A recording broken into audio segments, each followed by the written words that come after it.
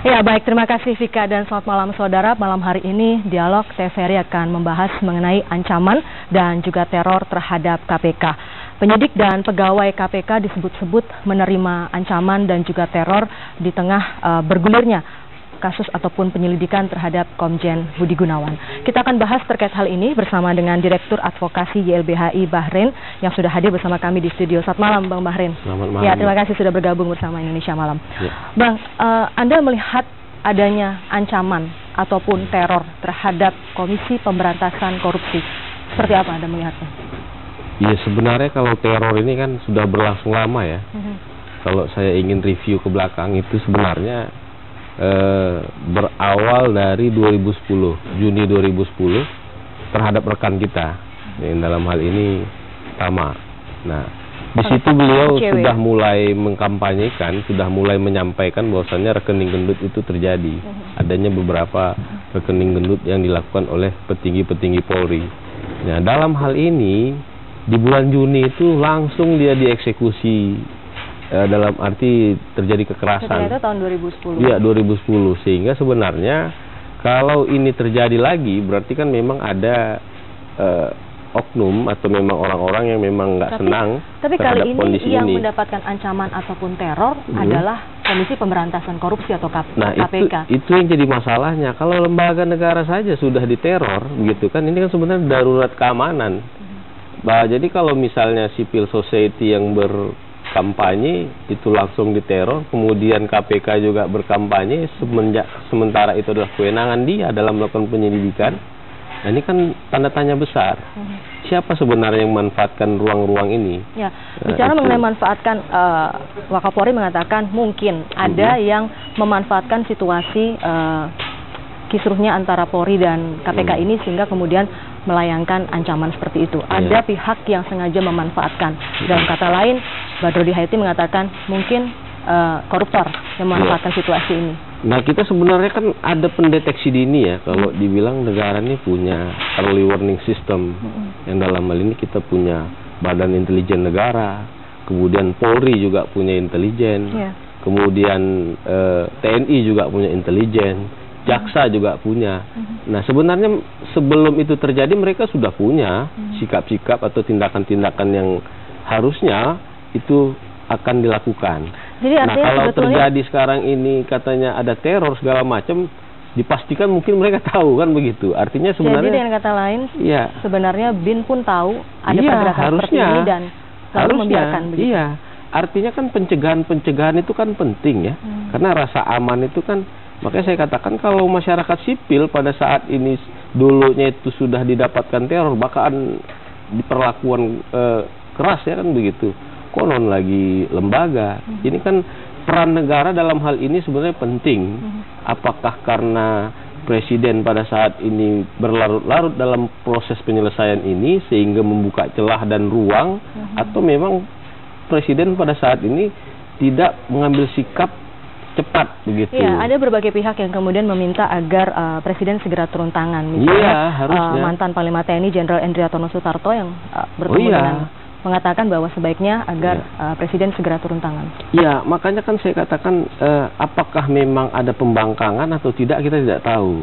Karena dari mulai awal proses pada saat presiden sudah mengatakan jangan ada kriminalisasi, tapi kan terus terjadi nih. Nah, artinya siapa yang membangkang ini kan begitu. Jangan ada tindakan lain, tapi terjadi. Artinya Panglima tinggi sekalipun yang memerintahkan itu tidak dihiraukan.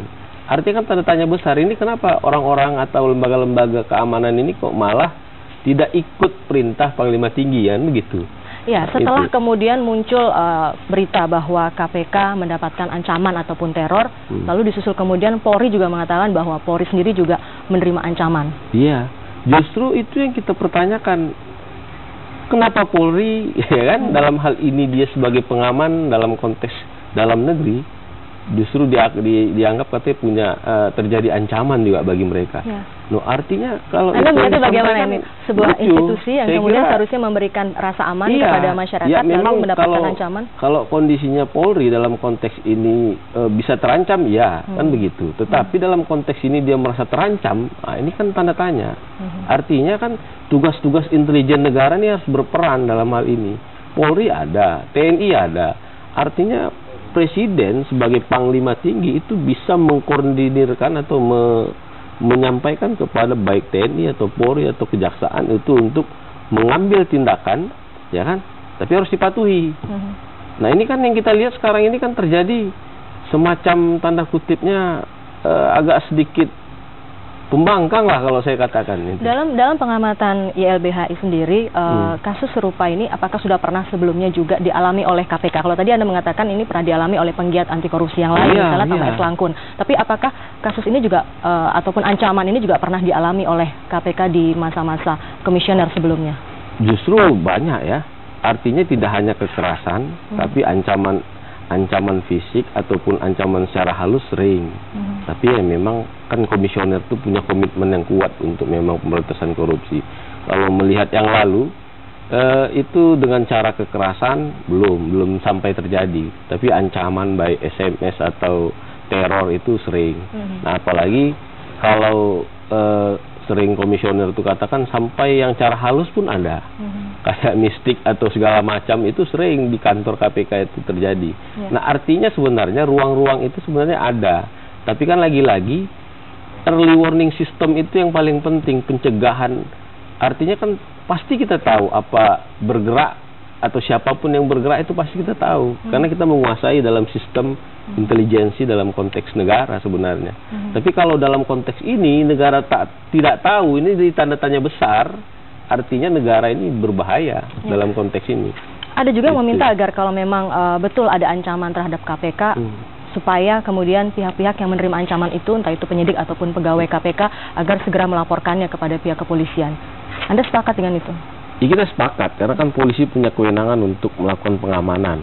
Tapi dalam hal ini dia mengatakan dirinya dia juga terancam, kan ini jadi artinya Presiden dalam hal ini harus ambil alih dalam konteks kalau memang ini dalam keadaan kondisi yang tidak memungkinkan, Presiden bertindak kan seperti itu, mengambil langkah dalam arti tindakan seperti apa sih sebetulnya yang diharapkan agar Presiden segera bertindak untuk kemudian kasus seperti ini bisa segera diredam? Ini kan prosesnya dari awal ya. Segera untuk memutuskan apakah artinya ini diangkat atau tidak? Iya, artinya kan dia yang punya kewenangan dalam konteks undang-undang kepolisian, dia memiliki hak prerogatif terhadap pengangkatan Kapolri, baru memberhentikan, mengangkat dia. Jadi kalau dia tidak bertindak secepatnya, ya kan ini akan terjadi gelombang ataupun sedikit pembangkangan karena masih dipimpin katanya PLT, sehingga hal-hal begitu yang terjadi sekarang ini. Makanya saya melihat pada saat ini kalau bisa secepatnya ambil tindakan, kemudian pilih Kapolri baru, ya kan, atau siapapun, bagaimana keputusan silahkan, karena itu hak prerogatif dia. Dan penting mempertimbangkan apa yang menjadi rasa keadilan di masyarakat. Nah, terutama kalau KPK, ya silahkan jalan, begitu. Kalau memang terbukti, sidangkan, begitu. Jadi tidak ada lagi alasan bagi Presiden untuk menunda-nunda. Nah, tapi sesungguhnya Presiden sendiri sudah berjanji akan mengumumkannya di minggu-minggu ini sebetulnya. Ya ini sudah hari Kamis, besok hari Jumat, besok Sabtu kan begitu. Artinya sepanjang dia tidak bertindak cepat, ya kan, bukan harus tegas atau cepat, dan cepat kalau bisa tegas kan gitu, kalau bisa tepat kan begitu. Artinya kalau pada saat dia tidak melakukan tindakan-tindakan dalam arti mengambil keputusan yang tepat, saya kira ini akan berlarut-larut, sehingga makanya saya khawatir terjadi pembangkangan itu. Sehingga dalam kondisi seperti itu, kita khawatir negara kita ini dalam darurat keamanan. Itu yang saya khawatirkan. Nah, kalau kita bicara mengenai bagaimana nasib pemberantasan korupsi kemudian di kedepan harinya, karena seorang penyidik tentunya menginginkan agar adanya rasa aman dan rasa tenang dalam mengungkap suatu kasus. Ketika kemudian penyidik sendiri mendapatkan ancaman, lalu Saya kira bagaimana dengan proses pemberantasan korupsi itu sendiri? Justru itu pertaruhan dari komitmennya Presiden Jokowi ya. Kalau dia memang benar-benar ingin memperkuat KPK, ambil tindakan, silahkan lanjutkan proses, begitu kan. Kemudian KPK diberi kewenangan yang betul-betul kriminalisasi itu jangan sampai terjadi, begitu. Baik. Gitu. Baik, YLBHI sendiri mendesak apa yang harus dilakukan segera?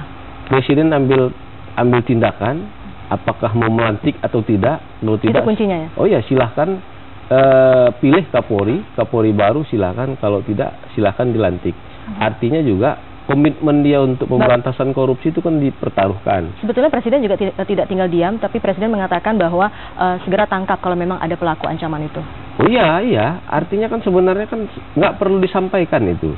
Arti kan saya bilang pencegahan dini itu, early warning system itu ada di setiap intelijen. Itu yang harus nggak perlu dia bilang udah ketangkap itu sebenarnya. Kalau dia memang perintahkan itu. Baik, Bang Bahrin, terima kasih atas diskusi malam hari ini. Dan saudara, demikian perbincangan kami dalam dialog di Indonesia Malam kali ini. Kita segera ikuti informasi di Indonesia Malam bersama Norma Novika.